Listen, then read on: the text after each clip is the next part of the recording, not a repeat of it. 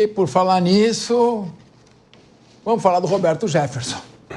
O Supremo Tribunal Federal formou maioria para condenar o ex-deputado Roberto Jefferson pelos crimes de calúnia, homofobia, incitação ao crime e abolição violenta do Estado Democrático de Direito.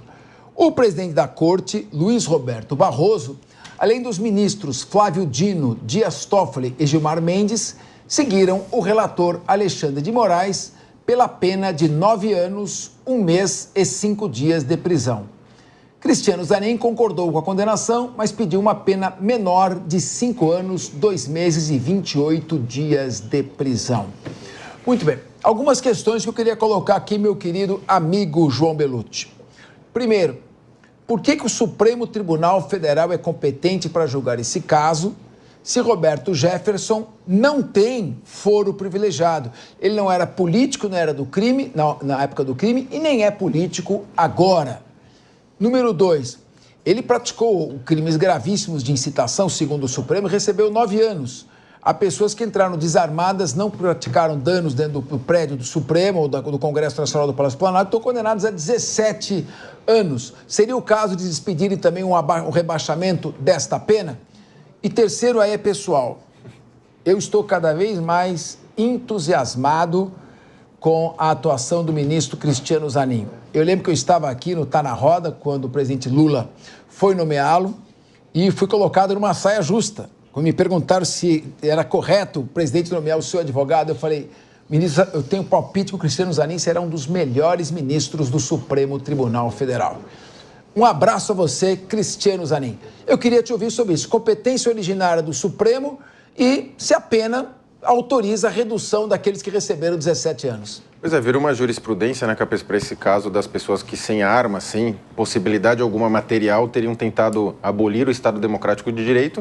De igual modo, na minha visão, Roberto Jefferson também não teria como. Ele precisaria de uma milícia armada, de uma tropa do Exército, de drones com bombas, alguma coisa assim. Não seria ele sozinho que aboliria o Estado Democrático de Direito. Infelizmente, eu também discordo.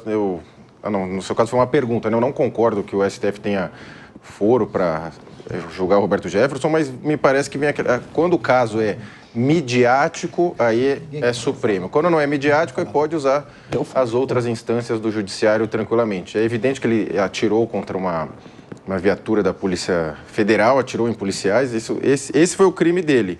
O resto são palavras, mas no Brasil hoje em dia, o crime de palavra, ele é muito mais pesado que os outros crimes.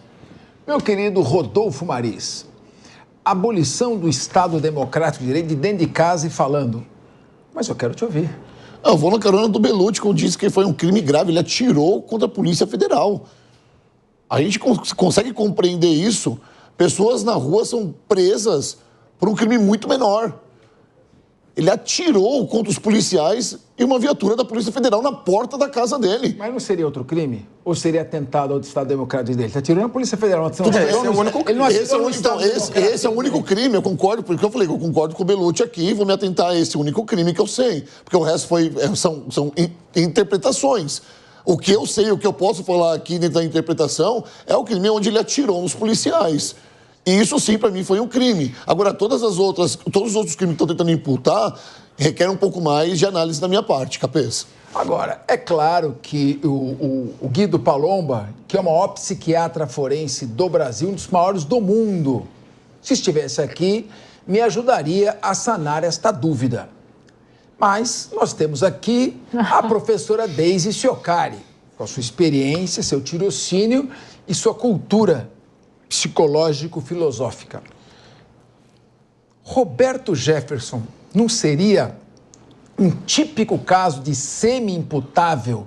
Porque eu vejo uma certa anormalidade no comportamento dele já há algum tempo. Aliás, desde da crise que ele teve, que estourou o mensalão. Não seria o caso da defesa ter pedido um exame psiquiátrico para saber se ele é inimputável? Nós falamos há pouco da questão dos inimputáveis. Porque podemos estar condenando a uma pena um homem que, quando praticou o crime, não tinha capacidade de compreender o caráter criminoso daquilo que fazia. Ele está bem desequilibradinho. Desde, seu Kari. A cabeça. A batata quente. A batata quente sempre fica comigo. Ele não está normal, não, já faz algum tempo, né? Acho que teve uma mistura ali de pensar que é o Rambo, sei lá o que aconteceu naquele episódio, principalmente quando ele tentou atirar contra... Quem é que faz isso, gente? Tá vendo Netflix demais, desculpa. E também uma cena que ele aparece... fingindo que está atirando para cá e para lá. O nome disso é dissociação cognitiva, né? Existe então, por isso mesmo. que eu pedi para você... Eu tenho um tempinho aqui, vou falar em 30 segundos. Eu gostaria que você falasse isso. Mas existe uma dissociação cognitiva, né? Quando você consome muito um tipo de material ou quando você entra muito num tipo de notícia, que é a bolha que a gente chama, você começa a criar... dissociações da realidade. Então, a gente sempre fala, né, que a verdade ela virou uma questão de agenda política. Quando você entra na dissociação cognitiva, isso daqui não é mais uma caneca, pode ser um celular, pode ser uma arma, pode ser uma toalha. Então, eu acredito realmente que o Roberto Jefferson ele entrou em alguma questão de dissociação cognitiva. Daqui a pouco ele está assim com o celular para chamar ET, né? Pois é, infelizmente é verdade. E eu repito, analisando tantos crimes, calúnia, homofobia, disparo de arma contra a Polícia Federal, atentado ao Estado, pegando 9 anos... Quem apenas entrou caminhando num prédio público não pode receber 17 anos. Está aberta a porta para revisão das penas de acordo com critérios exclusivamente jurídicos.